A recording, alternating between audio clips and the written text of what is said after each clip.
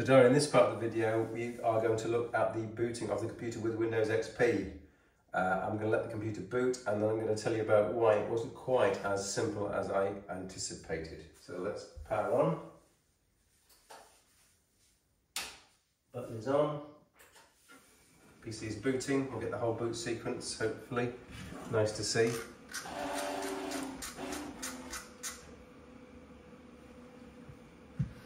Okay. The BIOS screen is going to scan the secondary IDE disk and controller, find 1 out of 4 drives.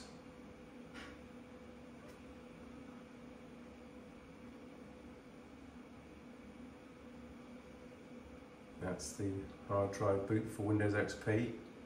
There's the logo.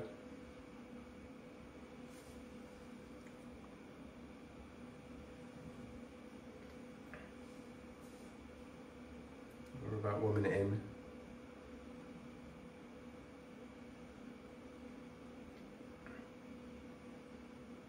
Welcome message. And come on, you can do it, you can do it.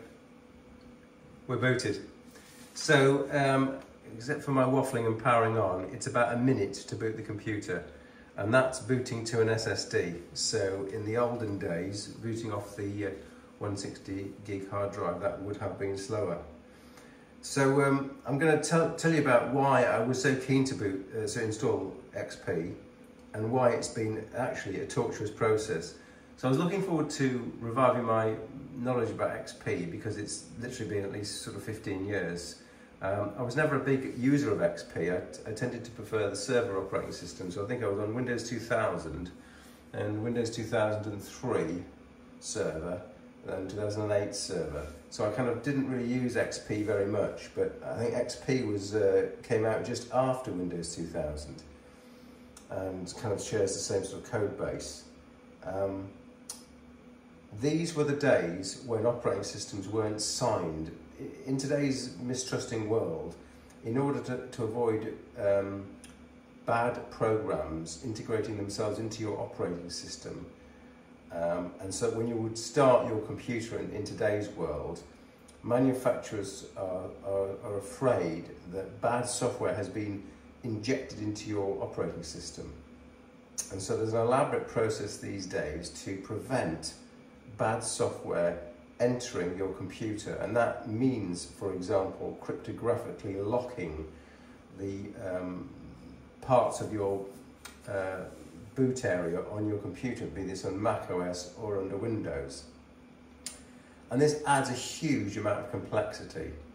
So for example, if you take a hard drive out of a system, a modern computer system, and put that physical hard drive into an identical computer or a similar computer, there are reasons why it wouldn't boot. But in these old days, with Windows XP, Windows 2000, it's simple. There's no cryptographic locking. There's an activation of the operating system. In other words, the operating system isn't ready for use when you install it. But apart from that single key when you're entering and installing the operating system, there's not much else. Which brings me to the first of the many problems I had. So one of the problems I had was that, so whilst we're doing this, can we get a browser up on? I think we can actually get a browser up on this computer. Let's talk about the downsides in a second.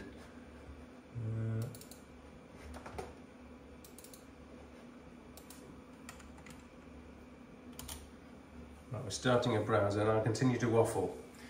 So installing XP tended to be extremely non-trivial, and it's kind of shattered I was all there with my rosy tinted spectacles thinking, oh, good old days of XP in 2000 when everything was simple.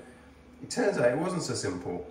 The key difficulty I had initially was the actual key to Windows XP. And I eventually found a GitHub entry with about 20 different keys going across about 6 or 7 different versions of Windows XP. Now I have got Windows XP. There's XP, there's XP Professional, there's XP Media Center, and initially I just tried to install XP, but I tried many different keys, all my keys I've been saving for at least 10 or 15 years, and none of the keys worked. So eventually I had to remake onto CD-ROM Windows XP Media Center, and those keys worked, but it literally took absolutely hours. So the first point I'm moaning about is that there is a different license key, and there's many different versions of Windows XP, and they all have differing keys, and you can't use one license key with the other. So it took me an absolute age to find out the actual key. I'm scrolling for me. So I had to make these CD-ROMs on rewritable drives, and not only did I thought I was in the clear with these two CD-ROMs, but then at the end of the installation it said, oh, please will you put into the CD-ROM drive SP2, Service Pack 2. I thought this was pre-canned with Service Pack 2, but no, it knew about Service Pack 2 and it wanted me to have Service Pack 2. So I have very many different ISOs stored with Service Pack 2. I created this CD with Service Pack 2 on it as I was thinking. It couldn't find any of the files, so I had to go back to my server, look at all the files, which I hadn't looked at in detail, and sure enough, the files it was looking for were not there. And that's because it's looking for a directory called /i386, in which it expects to find the unpacked files. And the Service Pack ISO, Service Pack 2 ISO, didn't have those files. So eventually I was managing to create this CD-ROM, which contains a /386 directory, i386 directory, and then inside of that directory were the relevant files. So eventually SP was installed.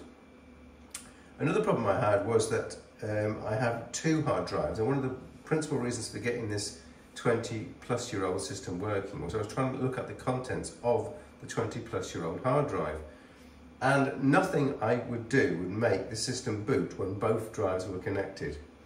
And it turns out that because I'm using an IDE to SATA converter, that converter can't share its electronics with any other disk on the IDE chain.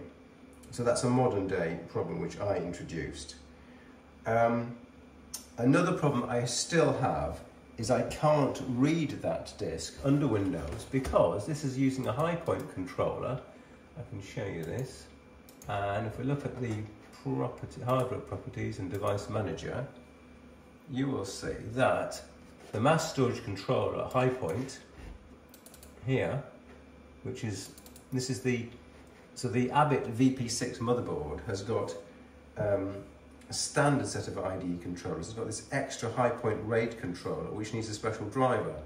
I've obviously downloaded those drivers, and it turns out those drivers just don't work. They just absolutely don't work. I've got different operating systems, XP, 2000, 98, ME.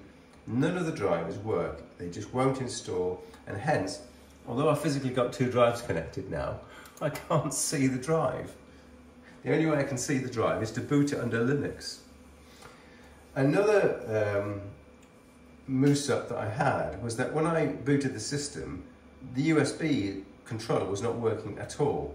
And I put this down to the fact that there must be some incompatibility between Windows XP, since, as I said, I used 2000 on this system, and the hardware, the XP and the hardware. It turns out the BIOS, well, the machine wouldn't boot initially until I used a fail-safe default, and fail-safe defaults had switched off the USB controller. So I'd spent hours not being able to transfer files between this old system and my modern systems. I had to make a CD. Every time I wanted to put something onto the new system, I had to make a CDR, and that took ages. I couldn't use a USB because USB wasn't working. And it turns out, actually, all it was is that BIOS had switched off the USB. So, and lastly, the system is now up. Let's look at the system. Here is the Pale Moon browser. Now, I found out that if you can't install a modern web server on Windows XP, there is no Firefox, there is no Edge, there is no Chrome. It's not supported under Windows XP. But some nice people have taken the code for various different browsers that are open source and have recompiled it.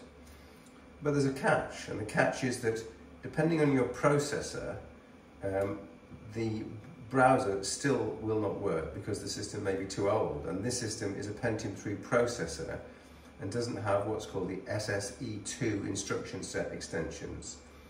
So the Intel architecture has been evolving, and the 32-bit architecture, the microcode or the instruction set, has been developing.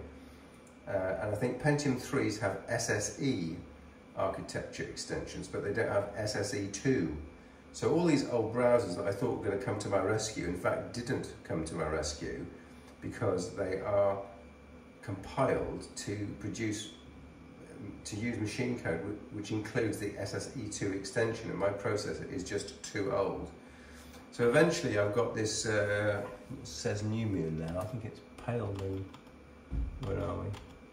Yeah, it's a Pale Moon browser. And let me just tell you, I've got 2 CPUs, I've got no other programs loaded, and I'm going to go to the BBC website, news.bbc.co.uk, it's in the history.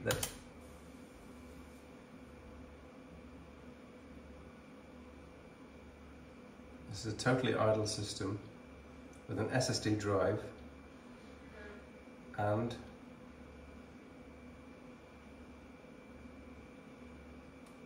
loaded. So can you see that the speed of the browser is basically, I would say, unusable. Let's just try and load a page, shall we? And then a sub-page. We're using gigabit Ethernet. We've literally got gigabit internet. And you can see, trying to scroll the web page. Nothing. It's busy. It's trying to scroll a web page, busy. So, thus far, Windows XP, even on this quite powerful for its time 2000 genre system, is not working well. By comparison, we can try and load a Linux system, and my next test will be to load a Linux system. So stand by for the installation of a modern day Linux, bare bones Linux system on this, and we'll see how it goes. But in terms of Windows XP ability, this system is really, it seems too slow. Okay, Darry, that's it for now.